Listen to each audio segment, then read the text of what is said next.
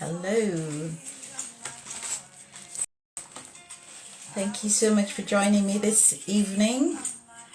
Hello, Vicky. I see you. Hi. Welcome to episode 18 of Young and Strong Mukwe. Hi, my ever faithful friend. Thank you so much for joining me again this evening. Thank you so much for joining this evening. I have a feeling I know who that is. If that is you, Immaculate, this is amazing. Thank you everyone for joining me. This is episode 18 of Young and Strong. For those who have never joined before or don't know what this is about, this is something that I've been doing since, I think I'm going to turn my music down. This is one of my favorite songs. This is something I've been doing since the beginning of the year. Where I've been talking to young adults and I'm just finding out what it's like to be a young adult in this time. Hi, yes, it's you. Immaculate. It's been such a long time. And I've had 17 previous conversations and these have been just so amazing, where I'm finding out what it's like to be a young person in these times, what is the relationship between young people and their parents, young people and themselves. Who do young people go to when they've got issues? What's it like going to uni? I mean, you think about it, we've talked about it. Hi, Akila, thank you so much for joining me again tonight. Odusalu, I can't remember who that is, but I'm really grateful. And so we talk about it and I learn, and for the parents who have joined me in Times First, for the young people who've joined me in the past Times First, it is amazing the perspective you get when you engage with young people. I mean, for a long time, we've always assumed, we know and we should teach them. But I have come to understand that young people are so full of wisdom. So I've talked to, like I said, 17 young people before now. Amazing perspective. Every single one of them is different, I tell you. And the wisdom that they bring is always so refreshing to me. I mean, the perspective on life, the things that, I assumed I knew, but I found that I don't know. And it's always nice to hear them. They're not perfect. Let me just tell you that. It's not as if I come and they're teaching me everything, but I'm always so glad that they can be open. We keep it real. I tell them the only thing they can't say is that I'm not beautiful, but they can say anything else. And it's a safe space because we talk about it as it is. And so I'm grateful. I mean, like I always say, it's not about me. It's always about the young person that I'm talking to. And tonight I have another young person. This is someone I've known since she was about, I think 13, if not younger. And I've watched her grow in front of me. She's one of those I really try. I mean, I say this all the time because they are all special to my heart. But she's extra special because I've watched her grow through all kinds of things and I've just seen her blossom. She's one of the most intelligent and brilliant people I know. And as you hear her story, as she shares, I mean, she's just an amazing. And as you can see, I'm smiling again. And whenever I'm smiling, it's because I'm happy. Hello. Yemi, thanks for joining me again tonight. So, of course, I'm just a proud mama when I talk to my young people. And this is somebody, I just love her. I really, really do. And so I'm going to be bringing her on tonight. Whenever you're ready, girl, send me a request or else I'll find you and I'll bring you on myself. And we're going to be having another interesting conversation. I always told them I'm going to ask them particular questions, but they always find that our conversations just always take on a life of their own. So tonight I'm going to bring up my girl. Let me see. I hope I should have perfected this thing by now. Yeah. So do you want to send me a request, Victoria, to join live, and then I'm going to bring you on. I'm trying to bring you on, but I can't. I hope everyone is still hearing me clearly and hearing me well. Yep. Let's see. So Vicky, do you want to send me a request? I'm trying to get you to join, but I don't know what's happening. Who knows? Anyway, I'm going to bring her on somehow. to join the line. Can everyone still hear me very clearly? Am I still there? Oh, you sent one. How come I didn't get it? Oh, there we are. Okay, there we are. Have you any time from now? Oh, yes. I was beginning to panic. Don't make me panic. Oh. Hello, sweetheart. Oh, you look amazing. Hi, You look amazing. Aunty. How are you? Thank you. I'm fine. I'm a bit like, I'm a bit shaky right now. I think it's because today has been a day full of like lots of Zoom, Teams meetings and like back to back. And then I had tutoring until 7 and now like I'm on here. So I'm My own is just like special, don't going worry. from thing to Hi, thing. So Aunty, I've seen you. Mine is a relaxed time. I know you've had a hectic day, so thank you so much for still coming, to join me. Everyone, this is my special young adult tonight. Vic, you can see she's such a beautiful young woman. So first and foremost, Victoria, introduce yourself. Tell them how wonderful you are. hi. Well, I'm Victoria. Most people call me Vicky. I Where do I even start? So basically, I am a recent graduate. So I recently graduated, having studied natural sciences, which is basically a degree about science, everything science. But I specialized in biochemistry for the last 2 years of my degree. But I'm currently now doing a PhD, where I'm part of a PhD program for the next 4 years that I'm studying more pharmaceutical science now. So yeah, that's what I'm very Wow. academic right Okay, now. I mean she's being very humble. So tell us, natural sciences. Where did you go to uni? You knew I was going to bring it up, girl. I went to Cambridge for university, for my undergrad, but now I'm at You UCL to doing Cambridge. my PhD. So So tell us. She's smart. Look, she's smart. Okay, tell us. So I'm going to go there, Vicky. What was it like? I mean, going to Cambridge. Tell us about your experience in uni as a Cambridge student. uh, Of course, okay, I'm going to ask you. yeah, I You knew should this know. question was going to come up, and but it's so hard to articulate such an experience because it is quite different. Like, so I'd say overall, out of a 10, I'd give it maybe a Okay. 7, 6 out of 10. My experience. And part of it is because I went in unprepared, because I was under the illusion for some reason that going to Cambridge would be like a normal university experience, so just with people who went through crazy exams and like all of this testing process to get here. So I thought it was going to be like a normal uni, get a normal experience. And I didn't know anyone else who'd gone to Cambridge before, so everyone I asked about university would have been saying a different experience to what I would have had. So I went in like with a different idea of what it would be like. And so obviously I became disillusioned because I was Oh, like, oh, this is not what I expected it to be. Um, so if I'd known, I might have been a bit more prepared. And so I wouldn't have felt, when you're expecting something to be a particular way, but then it turns out it's not that way. And so you feel a bit let down. So if I'd known from the start, maybe I wouldn't have felt that way. So in general, it is a very intense environment, and I can say that now, having been at UCL for a couple of weeks now, like it's completely okay. different. The whole vibe is completely different.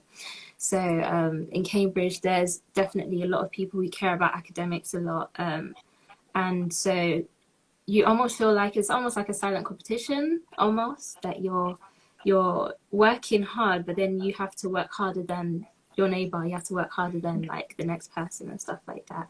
So in general, it can be quite intense, especially if you're not like prepared for that sort of life. But in general, I think I did enjoy it because of my degree. Like, I do enjoy science. I do enjoy, but I learned that I enjoyed biochemistry, and so that's why I did that. And I like research, so I like doing lab work, actual practical stuff, which is why I went on to do my PhD. But in my first year, definitely, I would say that maybe I wouldn't. I didn't really want to go back. You do want to go Like back to after my school. first semester, I don't really want to go back. Yeah, I just don't want to go back. Like, I just want to like take it easy because I had to do like 4 courses. So I chose to do chemistry, biology of cells, which is like cellular biology. I chose to do physiology as well as maths. You can see my And eyes glazing it was over. just a lot because I was like a bit overwhelmed. Yeah. Yeah, Wow. so it was just a lot in general.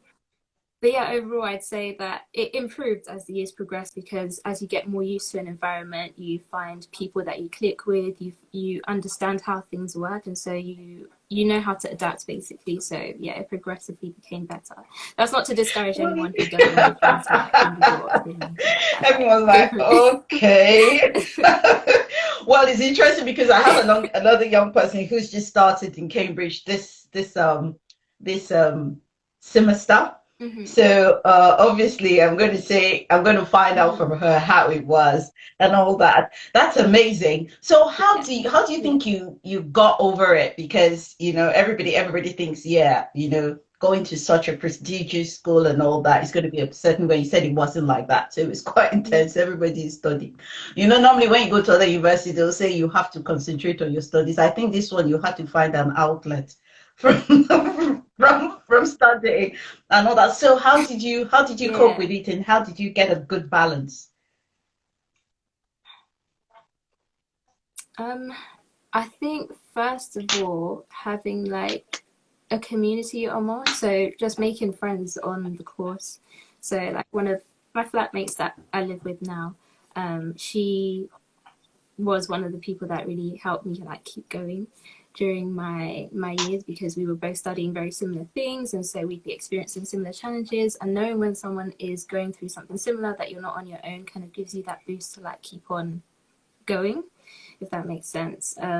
There's also, societies and clubs that you can join at Cambridge. It's not all study, but yeah, there are different clubs that you can join. So I did a lot of sports. Wow. So I did like football and basketball.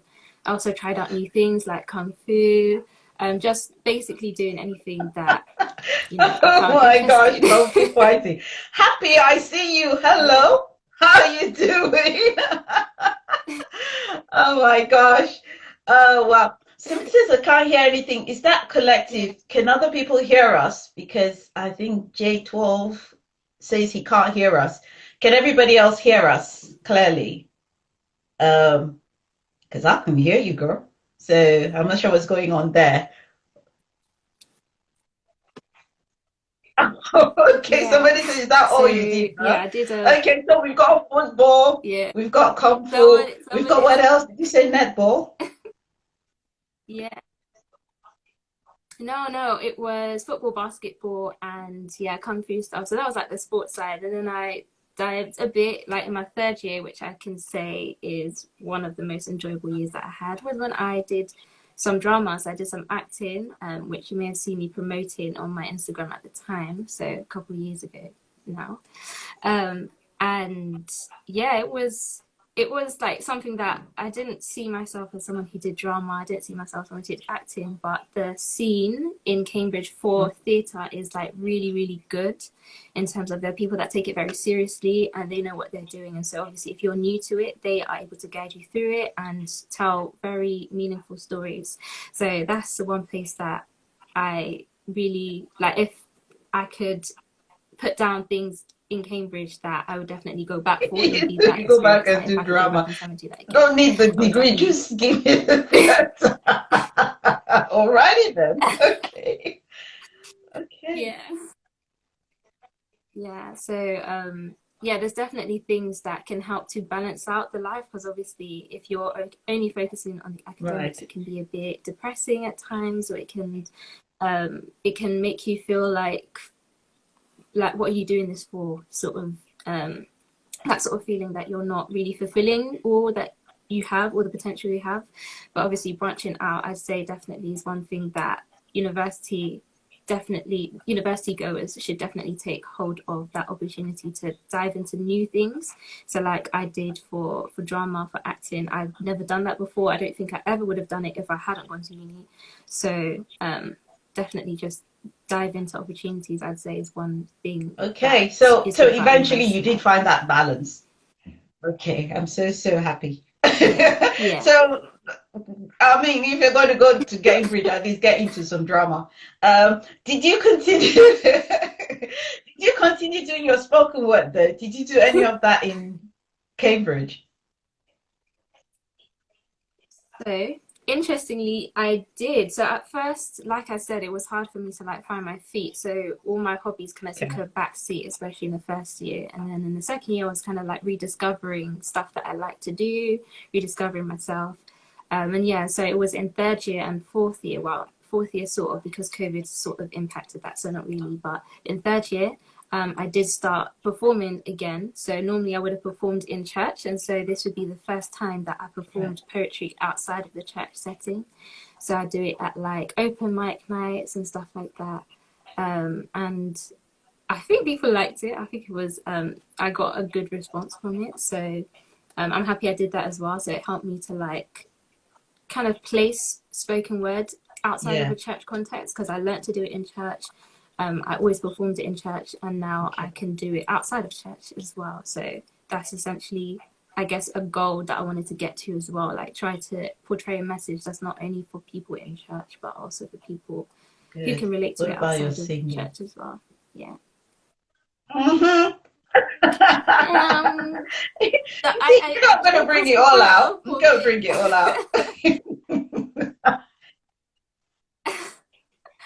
But yeah, like I don't know. I feel like I do like to sing to myself, but I don't know. I don't have the So confidence what? It took you not. anymore We did this for how to many years like did we do it sing together? out. 5, 6 years? What do you mean you lost? I put you on the big Yeah, stage. What happened? that's true. But like when you're part of a choir, it feels different than when you're actually like leading or when you're, you know, taking control of the thing. And I see people who can do it better than me. Then I'm like, you know Okay. what? That's their calling. They can do that. I can, you know. Amazing, amazing. I'm so glad. I mean, I'm glad you're doing your spoken word anyway, because that's always just been amazing. And all that. Okay, so that was Cambridge. I just had to, I like to hype my people. So Yeah. I have to prove that I knew my young adult and she went to one of the best universities. Of course, you will have known Yeah. Aunty will bring that one up. Anyway, so congratulations on Yeah. graduating from Cambridge, and now you're doing even something phenomenal. You're doing a PhD. I was asked to do a PhD, but I told them at that point in time that I think I'd done well. So there was no need to go further after I did my master's. So honestly, very, very proud of you and all that. So let's not talk about school. Let's not talk about work. Let's talk about being young. Okay. You're a young woman. I mean, you've Mm. come so far. So what is it like for you now? I mean, you've gone through the university setting. You're kind of like in academics at the moment, but Mm-hmm. now in the world, in quotes, Yeah. independent now. What's it like being a young woman in these times? And what do you think are the kind of challenges that young women face at these times? Or young adults, or young people? Mm. Um, I think, yeah, I Yeah. think this is applicable to both men and women right now, but just the ability to focus on the present, like here and now, and you doing your thing here and now, which is sort of like tied into the reason why I actually deleted Instagram for like maybe Yeah, half a I year know. now Well, I and had just to bring reinstalled you it on there. fully. You can go when um, you finish with our life. Okay. Yeah, so I'd say one of the challenges, at least for me personally, is focusing on what you're doing and who you're with and what you're enjoying in the present moment, in the here and now. And this sort of ties into like comparison as well. Like you're comparing yourself with a lot of people who you don't even know like their backstory, you don't know where they came from, you don't know where they're going, but you're still comparing yourself. And obviously, that's just an unfair comparison because you can't compare apple and pears, like they're two different things. So I'd say just focusing on the here and now, being present in the moment is one of the challenges that I'd say young people right now would struggle with, especially with like social media. Um, Social media kind of taking forefront in the way that we interact with everyone, we interact with each other. So that's something that I definitely say is a challenge. Like even thinking about in terms of real life scenarios, if I go to an event, if I go to a concert, or if I go to watch someone, I will be taking videos of the Yeah. moment rather than actually like watching what I'm supposed to be watching, enjoying what I'm supposed to be doing. I go on holiday and I feel the temptation to take a picture because I'm on holiday. I need to show other people that I'm on holiday rather than actually enjoying the fact that I'm on holiday. Like people will believe me that I've gone to holiday without having to see the pictures necessarily. And I should be taking the videos for my own benefit rather than to tell other people this is what I've done. Because number one, I don't really want to perpetuate this sort of comparison cycle because I'm putting something out there, then the next person feels they have to put something out there. But also just enjoying the moment, like just actually focusing and being in the moment, I'd say is a challenge. And then that kind of has a knock-on effect on how well you can focus on the little things that you do. So say I want to read this book, but then I also want to play this game. So I can't do one thing at the same time because I'm not focused on what I'm doing here and now. If I'm reading this book, I shouldn't be thinking about, oh, I want to watch something on Netflix. I should be here in the moment enjoying my book.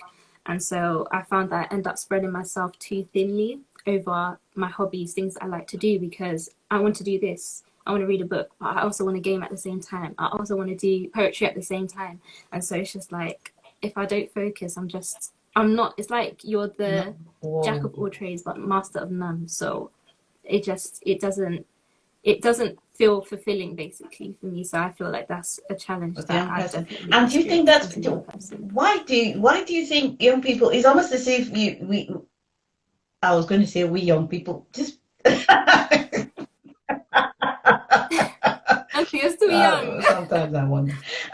But why is there that pressure to put yourselves out there? Is it because everybody else is out there? Because, like you said, the social media and take a picture and post it, post what you're eating, post what you're drinking, post what you're wearing. Where is all that pressure coming from?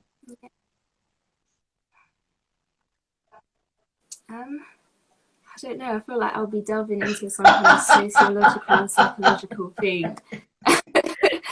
But yeah, I feel like that's just the way that we kind of interact with each other. Like we see what someone else is doing, and that could either inspire us or that can demotivate us. And so we kind of react Right. to what we see around us, I guess. And so if you see someone is doing well, you don't want to be that person who's not doing well. You need to show everyone else that I'm doing well too, sort of thing. So I'd say it's just the way that humans naturally kind of relate to each other. But I feel like social media takes it sort of in a different direction because you don't see a person holistically. You What see they want them you to in see, of terms of course. what they want you to see. And so that would then have that kind of Ah, pressure on okay. you to Thanks for do the keeping it same thing. simple. Because you said you were going to go psycho. I was like, oh gosh. Okay. No, I don't even do that. I don't even do sociology, so I wouldn't even be Please qualified to don't speak even on that. go there. This is Auntie But T. You have to keep it simple. Thank you so much. A couple of people have joined up. My sister has joined us. Bobo, hi. Mama G, thanks. Thank you, Immaculate. I am still young and I'll still keep confessing it no matter what. Even and it is true. So this pressures come for young people, and there's that I've got to post, I've got to show people that I am. Now, there's a question I always also ask.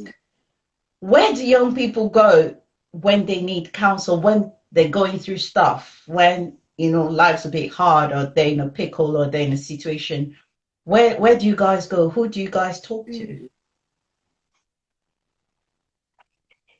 um, yeah, I think it definitely varies from person to person because for you to talk about something that is a problem to you or something that is close to you, you have to be vulnerable with said person.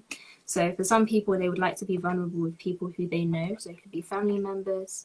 Whereas other people would like to be vulnerable with people who they don't know. So they feel like there's less judgment. So they might go to a therapist who they don't necessarily know or someone who they don't necessarily know so that they won't be passing judgment. It's sort of like the same concept as confession in the Catholic Church. You're confessing to a priest. He doesn't really know you on a personal level, but they're able to, I guess, sympathize with you and bring this air of non-judgment so that you can like speak freely. But yeah, for me, who I would go to, I mean, I guess this is pretty cliche, but I'd go to God first. There's no So I cliche tend to do about this it, girl. thing where,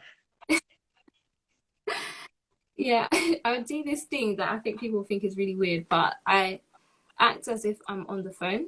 So I'll be like, my phone will not, I'll not be connected to anyone, but I act as if I'm on the phone. So if I'm walking down the street, I act as if I'm on the phone, but I'm actually talking to God, like I'm talking out loud to God, because it's something that is heavy on my heart, and I need to say something. I need to say it to someone, and Wow. I find comfort in doing that. And in that way, it's like I'm like literally physically speaking to God, and that helps to kind of subdue the emotions, because obviously if you have emotions attached to a particular thing, it can cloud how you react to it. So if I'm angry about something, I need to calm down before I can approach that situation. Okay. Otherwise things will just get a bit messy. So yeah, that's definitely For the you, first that's the person person you would go to. that I'd go to. Oh, Hmm. Yeah. But then I'd also go to like my siblings, like my younger sister Mary, who you probably know. I'd go to her as well, because that's someone who I'm close to, and I know can see things from a perspective that is different to mine slightly, but one that I can still relate to, or she can still relate to me. why do Yeah, young so that's people what I don't? would Why I do would do. young people not go to their parents? I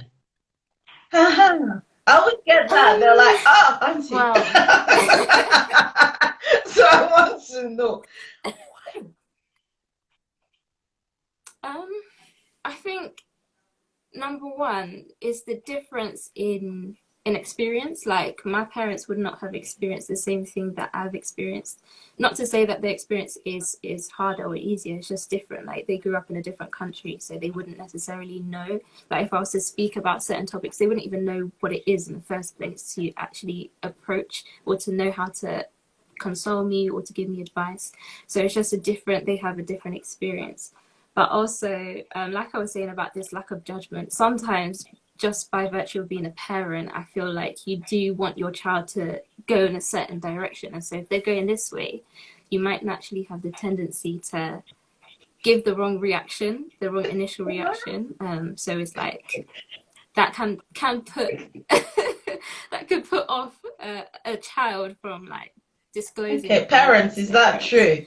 Yeah. Yeah, because I got a couple of parents on here. I always like it when the parents are there. Is it true that there's we have that element of judgment that, oh God? And do you think that it's also because we don't young people don't want to disappoint their parents? They think there's an expectation. Yeah. Yeah, yeah, I think there is definitely like, well, I guess it depends on the parenting style, but most of the time a parent would, be trying to instill certain values into their child. And if the child feels like they've fallen short of that, of course they're gonna feel like they can't go to their parents. It's sort of like the prodigal son, where he used up his money, he thought that his dad was gonna abandon him, like he wasn't gonna get anything back. It's that sort of fear of being rejected by someone who you actually care about, someone who you want to care about you as well.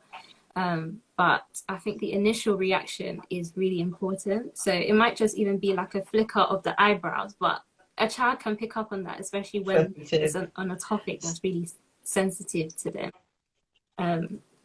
Because that kind of is the unfiltered reaction, if that makes sense. So they can tell like what you're thinking. Even if you don't say it, your initial reaction Okay. kind of gives it away a little bit. I mean, someone, someone like me, my face is very, very expressive. So I think we all have to go learn how to control our emotions. And so, but um, do you think there should be more? Hi, Melissa. Thanks, Audrey. Thanks for joining us. But do you think there is really no benefit from being able to talk to parents?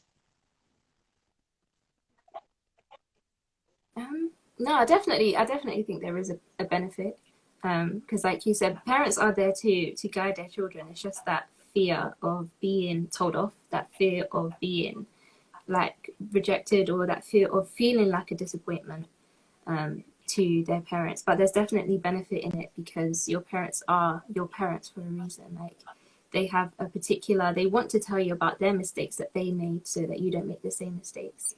And they do often provide, so something that I've learned in recent years, especially with my parents, particularly my dad, is that he has different viewpoints, and so that enables me to see things differently, especially when there's issues that pertain to gender. For example, I see things in a particular way because I'm a woman, but my dad sees it a completely different way, and having to reconcile the two is a skill that I think should be learned by young people and every person, really, just to see things from multiple perspectives, because you are in this world with other people, not just by yourself. So understanding how people think will allow you to create meaningful relationships, will allow you to solve problems and stuff like that. So I'd say there is a benefit. Okay. Definitely, So do you think, I mean, in developing this relationship with parents, I do talk a lot about parents anyway. Do you think parents should be vulnerable with their children? When I say vulnerable, in other words, tell you about things they've been through and share their experiences with you, or do you think is it helpful? I mean, I've had two schools of thought. Some think some parents feel you can't be trusted because you young people will use it, and we say, after all, that's you two did it, and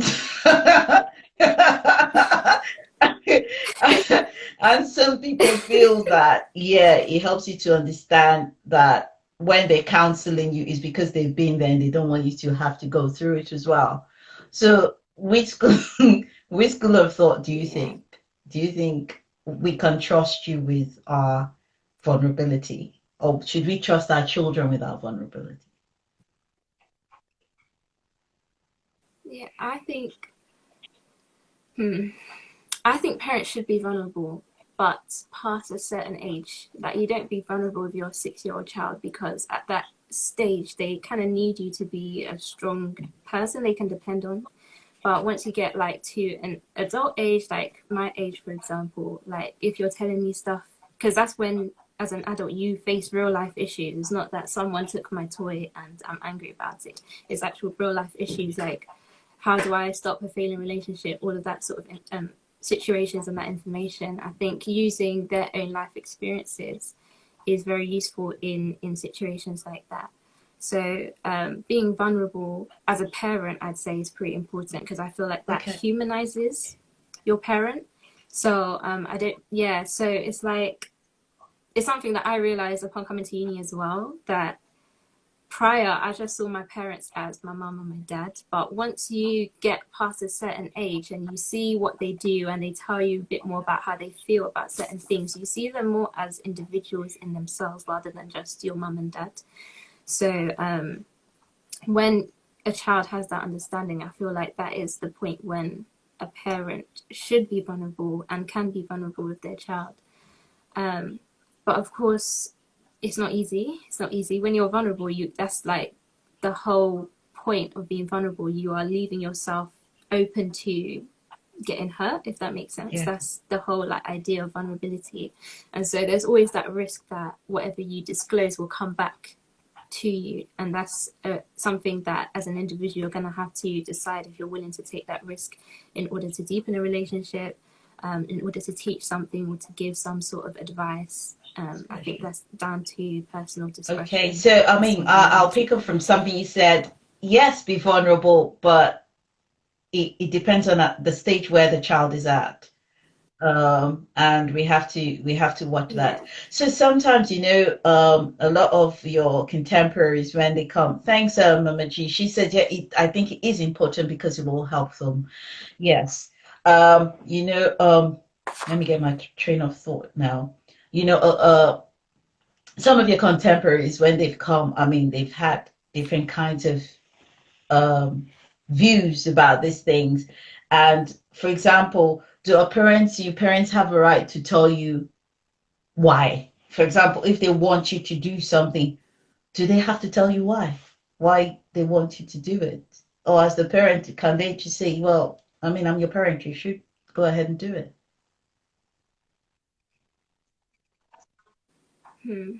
So yeah, that's one thing that I've come to realize, having worked with children as well, like teaching children and stuff like that, explaining why is very important. I think it is very important to explain why, because your child isn't a slave, your child isn't a robot. You can't just give it a command and expect it to do it. Because like when you treat a child as an adult, they then become to develop and understand things from an adult perspective. So, you know, if they're about to touch fire or something, you can say no, don't like put your hand into the fire. But if you explain why, then maybe next time they will actually remember that thought process before they even go and do it again, because then that will prevent them from making that mistake. So if you say don't touch the fire, the curiosity will still want them, they will still want to touch the fire in the end. And if you don't explain that, oh, you're going to burn yourself, then they might not like see it as that deep. They might not see it as dangerous. They're just seeing it as something that's quite cool or funny. So I think explaining why as a parent is really important, and something that I came to appreciate more, especially after having done stuff like Bible study. So, you know, as a Christian, you have all these commandments. You're not supposed to do this, you have to do this, you're not supposed to do that. Like, when you explain that to like a young person, it's just like, oh, Yeah. why are you stifling me? Like, Yeah, I I'm want the to express mom, I'm the myself in this dad. way. Why? Yeah.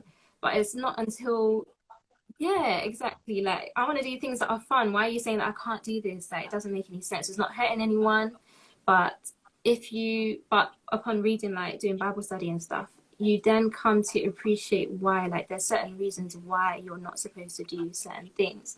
And it's when you actually have that appreciation of understanding where this command is coming from, that's when you'll now see it less of a command, but more as advice. It's telling you that you should do this because X, Y, Z. So having seen that from like the Christian perspective made me understand that, yeah, in like the real world, that also is applicable.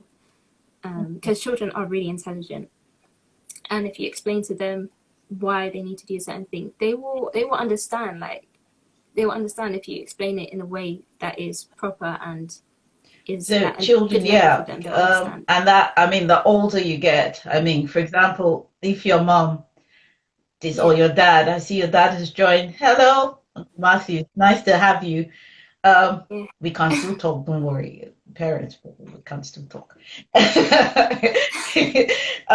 You know, so especially as you think we all you should, do I dare use the word respect when we want you to do things, especially if we kind of like have an oversight or some foresight of where this is happening and we can see it and we're trying to say, you know, this is what we think.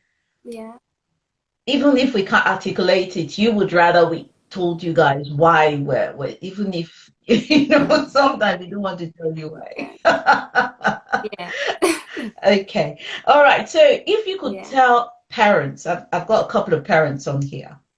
If there was something you could tell all parents, if you had us all in one room and said, Victoria, what is one thing you wish you could tell parents? What is one thing you will tell all parents? Um, that's a hard question. What do I tell parents? Um, I'd say, I mean, this has probably come up before, but just giving young people space to develop, like the same way when a bird has its chicks and stuff. Like a lot of birds of prey, they would leave their chicks in the nest, and they will have to figure out how to fly themselves. Like, We should their leave you parents are not alone. going to guide them every step of the way. But as in, like, give space to develop is what I'm trying to say. In terms of, sometimes no matter how much you explain that you're not supposed to do this because this will end up in you getting hurt, sometimes you actually don't learn unless you experience it yourself. Like, I can give an example of my younger brother who started sixth form last year. Like, me and my younger sister, we're telling him all the time, you need to take A level seriously, this, that. Like, it's not as easy as GCSE, you know, it's a big step up.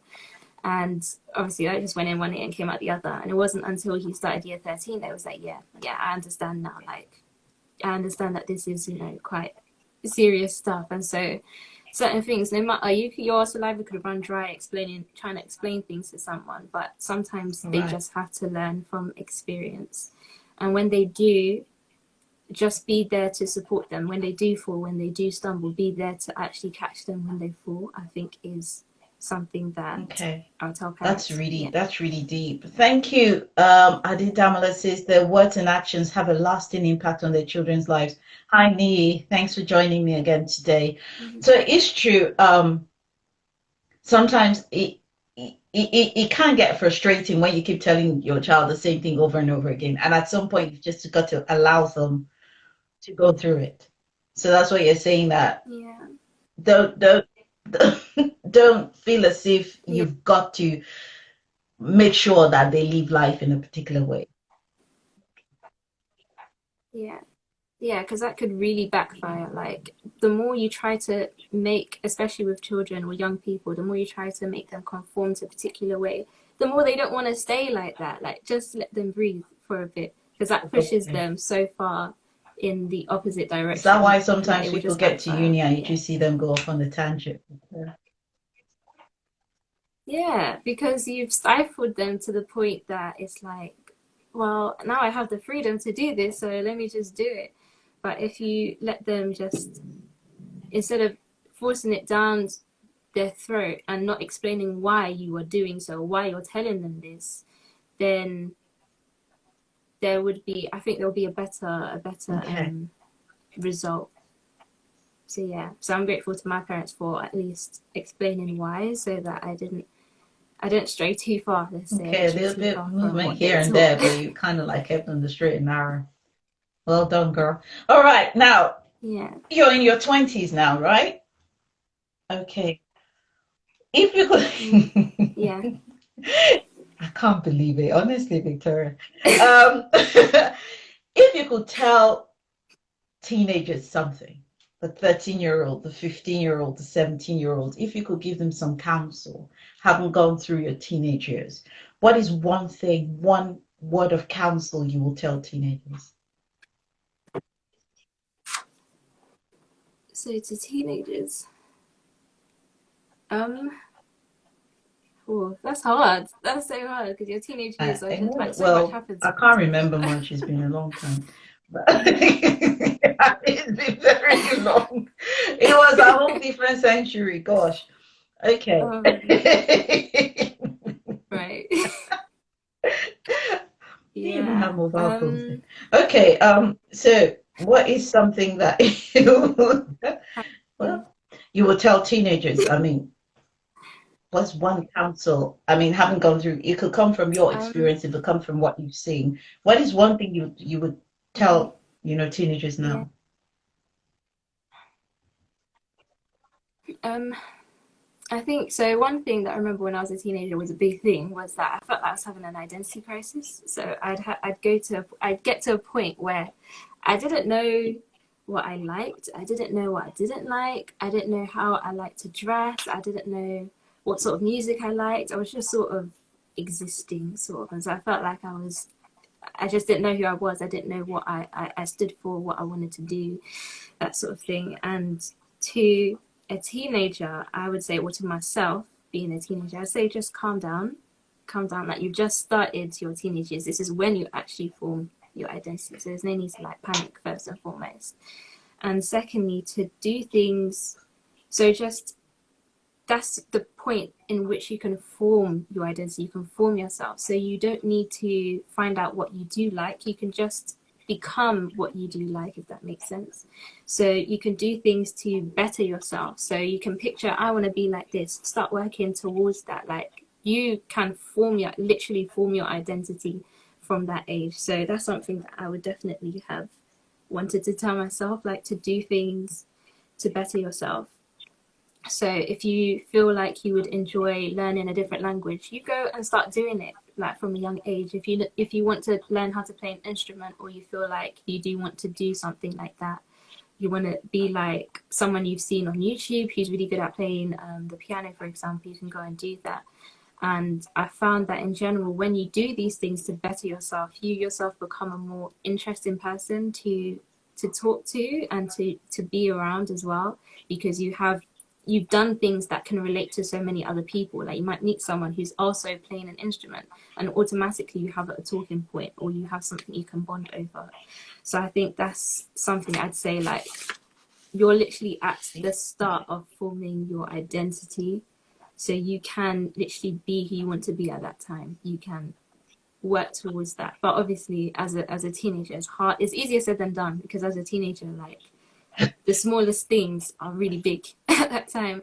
So you might get lost in the sauce. You might get lost in with the little details, but you can literally, it's like the world is your oyster at that point. You can do whatever you want to do, especially in today's age where you have access to so many banks of knowledge that you That can is draw really, from. really deep. You know, a lot of time, you're not the only person when and I always ask this question from you guys. If you could tell teenagers something, and there's been a lot of different responses, but one that has been quite prominent, and you've just said it as well, is find out who you are, find your own identity. And that has come in different ways. Someone said find a hobby, find out what you like. But I mean, I like what you said. If you like something, try it well within reason and as long as it's legal. They say, oh, I was on that Insta like they said whatever we like we should do. I didn't say that. Like I want to put it categorically. I didn't say go and experiment with anything. But it's true. It is an opportunity at that time to try what kind of like resonates with you or something you like and find yourself. I was like that. I just did what people told me to do. Oh, you're going to look good in black. I'll go and wear black. Oh, you're going to look amazing in white. I don't like white, you know. But, you know, I was like that as well. And it is true. It is a very lovely time to actually begin to do different things and discover who you are and love who Mm-hmm. you are. Because, like we both said, there's a lot of pressure now to, I mean, with social media and all that, everybody's trying to be somebody else that they see. So for parents, Yeah. what did you tell to parents? I mean, generally just chill, you know, and allow your children to be, let them grow, let them make their mistakes. I mean, nobody wants to see anybody else fall, but they've got to become themselves. Got to grow. For the young people, I mean, they're teenagers, find your identity, try different things, go after what you love, within reason, you know, and all that. So your contemporaries, the 20-year-olds, the recent graduates, the 22-year-old. Yeah, you're a counselor tonight too. You're dishing out wisdom. I don't say plenty. I allow you Oh, people to tell us because I learn from you guys. So all these things you're telling me, I'm going to use it to say that I'm going to appear like you. So actually, you guys could get an identity too. No, no, I borrowed it from you. Anyway, so so for your contemporaries, looking at you 20-year-olds, you young graduates or recent graduates, what is something you would tell your contemporaries? um, oh, that's hard. That's really hard, because there's so many things that I feel like we could do as young people, especially because, yeah, in early 20s. So one thing that I feel like a lot of people who have just graduated, especially like right now in these couple of years, is that there's so much uncertainty about the future. Like in a year, COVID just shut down so many things. So many people have not been able to apply for jobs because vacancies were closed. So many people couldn't find, say, PhDs, for example, because everyone is now fighting for a place because there's no jobs and stuff like that. On top of that, there's been a rise in tax that would hit young people more than it would hit the older people. Like the house prices have gone up. So there's so many things that you can worry about, especially when you're talking about future stability and how you'll get to your future destination. Um, so one thing that I would say, this is again easier said than done, but is to seek to be sound within yourself so you don't need to worry about tomorrow. And for me, the way that I do that is obviously by having my foundation in God. And with God, there comes this peace that you can't really comprehend, you can't really explain it basically, but it's a peace that you know that tomorrow will take care of itself, that you know that all things will fall into place. And obviously for some people watching who may not have that kind of relationship with God, that close relationship to God, with that, to that place where you do feel that sort of peace, there could be other ways in which you get that peace from. So it could be, I don't know, reading a book, for example, or trying to, like, sort of link to what we were saying, trying to better yourself in some particular way so that you are working incrementally to that place. And without worrying, because the more you worry about something, the less you're actually doing about what you're worrying about. You're just sitting there worrying, you're sitting there thinking, oh, how am I going to get there? But you're not actually doing anything to get to that place. So just doing something incrementally, step by step, to get to a destination that you want to be.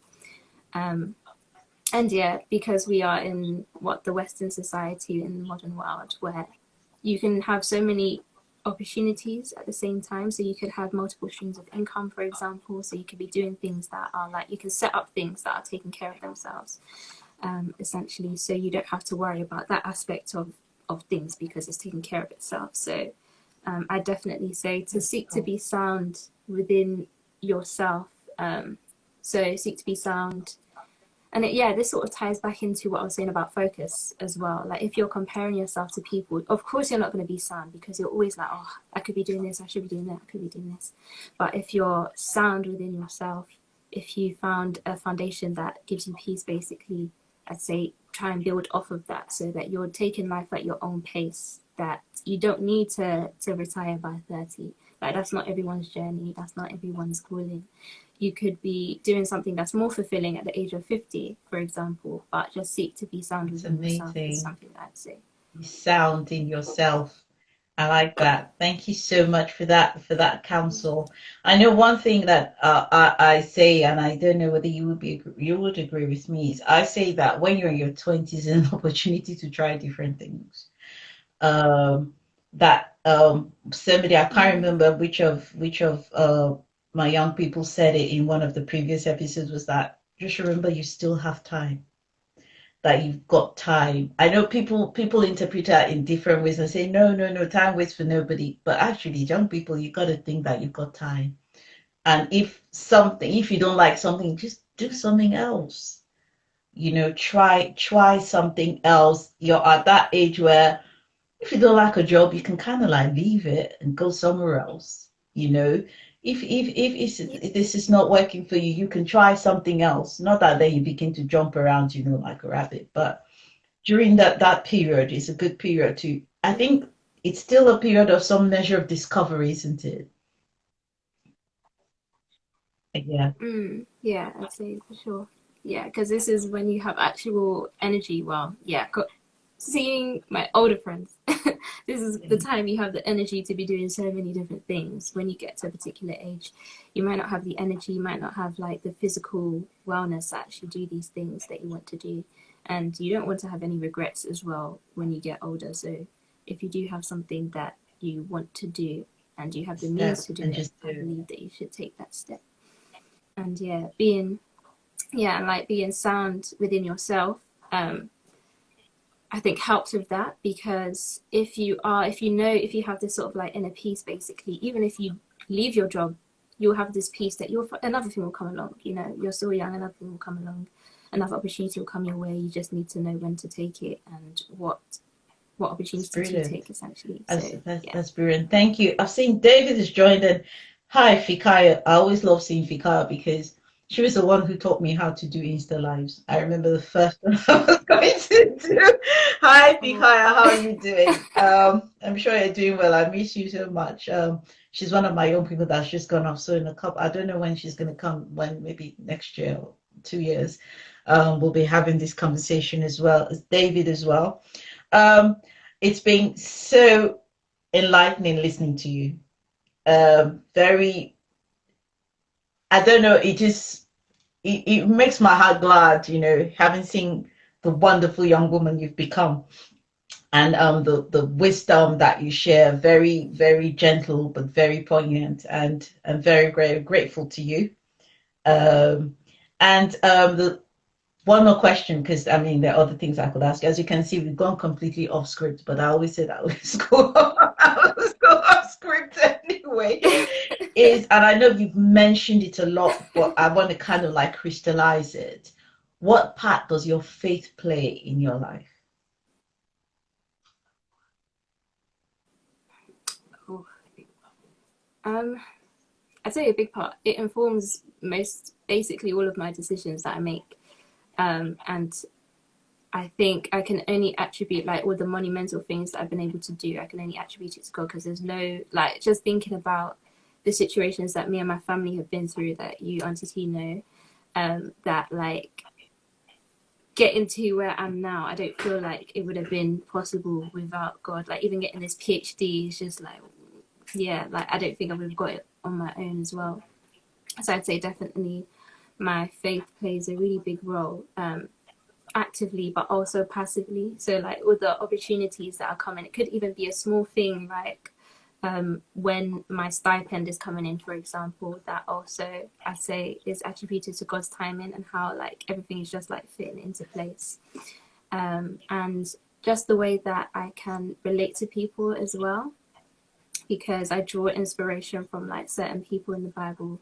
So for example, Paul is like one of my favorite people in the Bible, and just taking him and his attitude towards life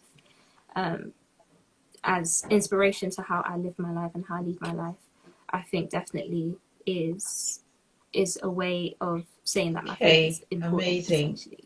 Makes my heart glad. Um, Now I'm gonna put you on the spot here. Do you still speak Mandarin? I do.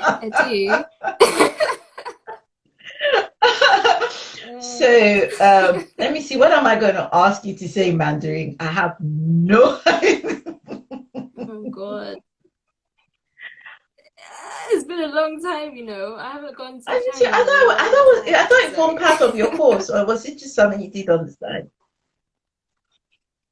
no, no, it was completely separate. It was just an opportunity that came up as part of someone who was affiliated with the university, gave us the opportunity to go to China to be like an in-house English tutor. So then I took that opportunity to go during. So yeah, that was like really, really good because it was very fun and Yeah, I I didn't still have to got pay my for fan, anything. girl. So it was just really nice.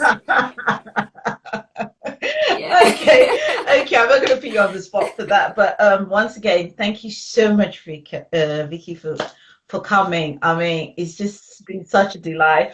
I'm sure your dad and mom Thank who are you for on here. having me. I'm not too sure if Mary was on here as well. Um, Oh, is she there? Because Yeah, I she was. couldn't see. I'm Go sure ahead. she's got some pseudonym or something on there. Yeah. But thank you Yeah. so, so very much for coming on here. I just wondered, do you have any of your stuff online? Like, do you post any of your, apart from Instagram? I don't know if you've got a YouTube channel or something, because I know you do a lot of spoken word, you do a lot of productions and things like that. Do you have all that anywhere? Oh, Mary, you're here. Yeah, Hi. I was wondering. That's I where you. do have. Hello, Mary. Okay, good. Do you have any Yeah. of your stuff anywhere? Um, Uh-huh. yeah, I do have a YouTube channel, but it's like very stagnant at the moment because trying to find, so I like to make videos for my poetry basically, and trying to coordinate videos or to try and find someone to help me do the videos is very hard. So I only have like 2 videos on there, but hopefully now that I have more time and I'm not being shackled by lectures and exams, I'll have time to, you know, actually further that side Yeah, of because my yeah, life basically. But yeah, I do. But I'm not on like social media too much, so that I guess that makes it that's difficult to okay. reach That's me. okay. Yeah. I'm trying to I'm improve. trying to I'm get trying to off improve Instagram, but I though. have to come and But talk it's to you really guys hard. every two Like, weeks. That's the only reason why I'm on Instagram. but yeah, everyone's on Instagram. Like everything is on Instagram. I Everything's don't on know. Snapchat, Twitter, Facebook. So it's like if you're not there, you might miss people. So I'm trying to do People. that to like keep I in haven't contact with mastered people at Snapchat yet, least. so maybe that would be my next, my next. Yeah, oh, Yeah. TikTok. And then Ay, ay, TikTok ay. as well. Okay, who knows? Anyway, I've got a friend on here who's been trying to get me. Auntie, don't worry, we'll get there. She's the one that helped me even start all this. I'm always grateful to her, but we'll get there. So anyway, Victoria, Vicky, Mm. thank you so much for coming on here. Immaculate, I'm sure you're as proud of her as I am. And thank you so much. I'm wishing you all the very best. I'm sure, I mean, I might bring you back some other time. We'll come and talk about something else, and all that. But I wish you all the very best with your Mm. PhD. I mean, I couldn't do it, but I'm glad you can. And Thank look you. forward to other times, other collaborations, and get that YouTube thing up and running, because people have to hear the Yeah. gifting that you have in that look. You know me, I don't miss words. It's just amazing. And I think, I mean, the world is missing out if they don't hear the amazing stuff you do when you do spoken word. And I do like your teddy bear, by the way. Thank you. So, Thank you. all the best, Vicky. Thank you, everybody, for joining us. I hope you Thank enjoy this as you. much Thank as you you for can having see. I'm me. always full of joy when I talk to my young people. Like I always tell people, when they ask me who are my heroes, I say these guys are my heroes. Because when you watch the young person go through the teenage years and then the 20s and you're talking and they can put a smile on your face and you're so proud of them, then it's always worth it. And I mean, I'm so proud of that. She's one of my favorite people. Yes, so Makle, I know my girl. I mean, brilliant. So all the best. I'm not going to keep you anymore. Thank you everyone for joining us. I hope you Thank had a marvelous time like we did. Just talking and sharing and just having a conversation on here. I'll be back again in 2 weeks with another young person. Just sharing and just talking. As you can see, it's quite you. informal. Like I said, I send them a script, but I've never used it. But it's just to make sure they come. So they'll think they're prepared. But anyway, No, it caught me off it's guard. There's just, so you many know me, questions. I'm like, I've got other plans. Anyway, Vicky, all the best. Love you, girl. Thank you, everyone. Have a lovely evening and continue to stay thank safe. you. Bye, everyone. Bye, darling. Bye. Bye. You.